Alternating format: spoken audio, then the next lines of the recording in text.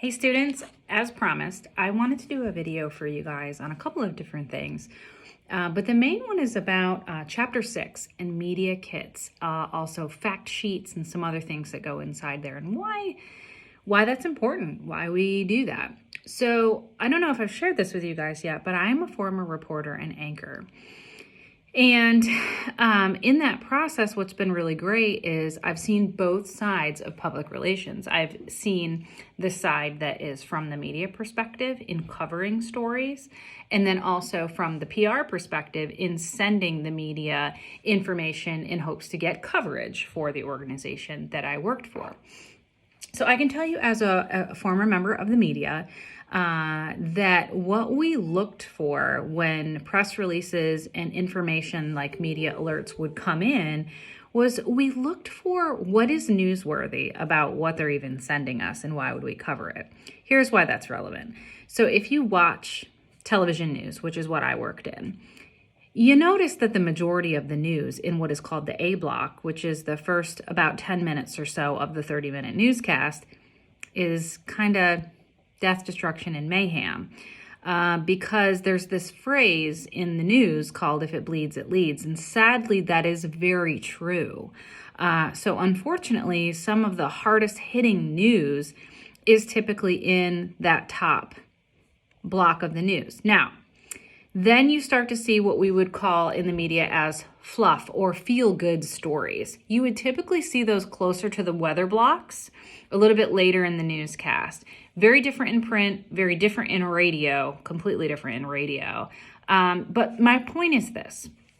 When you guys are considering your projects this semester and the companies that you're profiling, you really have to think about, why is what I'm doing newsworthy?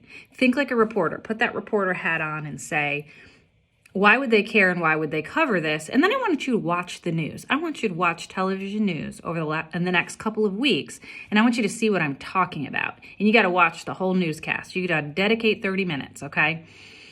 And then the other piece is the online component of what they do. They obviously publish also what they air on their websites. A little more freedom there to do more of the story. Here's where the media kits come in, and I'm going to talk about the press release coming up a little bit as well. Media kits are to make things easy for reporters, essentially. You want to give them as much information as you can, but you don't want to give it ahead of time.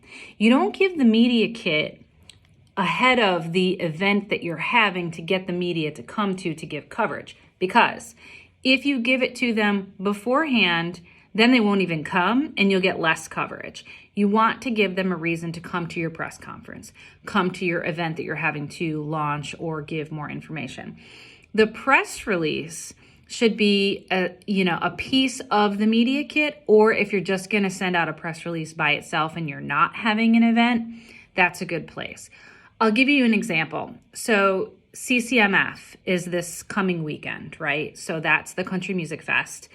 As a member of the media, you would get lots of cool things to make you want to come to that event. Not only it's a concert series, so obviously that's a big draw. That's news. That actually will make A block, which is usually fires, wrecks, updates on cases that may involve criminal charges and things like that, because it's a big event economically for the community, so it makes it more relevant and makes it more newsworthy, right? So for CCMF, they're going to send a press release out throughout the process explaining, here's who the concerts are, here's who the acts are, newsworthy. They're going to talk about, this is the layout of the event, these are the days, newsworthy. Then they might have a press conference and create a media kit where at the press conference, it's the kickoff of the event, and you're already going to have the media RSVP early for that. You give them a media kit that includes a fact sheet about who's there and what the concert does, what kind of economic impact it has. You see, all these are newsworthy things. And then also you get that lanyard, that press pass that every single member of the media wants, because it means they can get into the event. And that's what gives it some teeth and makes it even more newsworthy. They want to be able to come to that event. So as you're considering you have to think about what's going to be involved in these media kits. So in reading your media lists, you did a great job. Listen, you didn't have much to go on. That's the first assignment.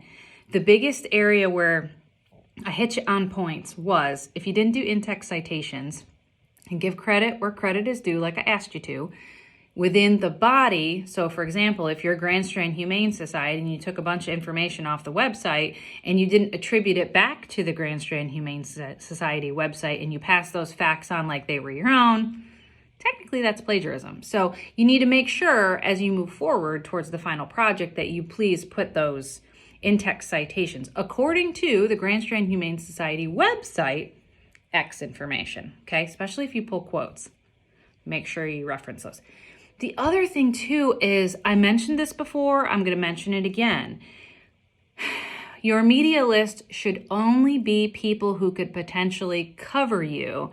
Should not be social media sites unless you're using a blogger who's a food blogger and you're doing a restaurant. That's relevant.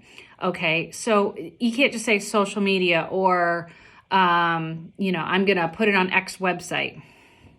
You need to have more information than that. It should be, and if you put a TV station on there in this market, don't put one, put them all, right? So you have WPDE, WMBF, WBTW, and Fox News, 4. Okay, put them all down. You want as much possible coverage as you can.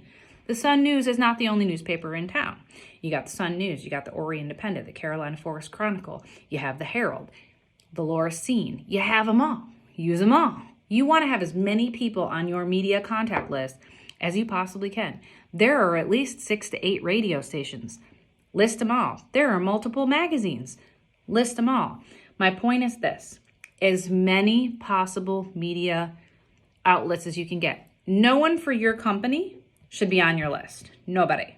Because they're not going to cover you. They work for you. That's different. Now, will you do your own internal PR on your social media? Of course you can, but you're not going to send yourself a press release, are you? No, you won't do that.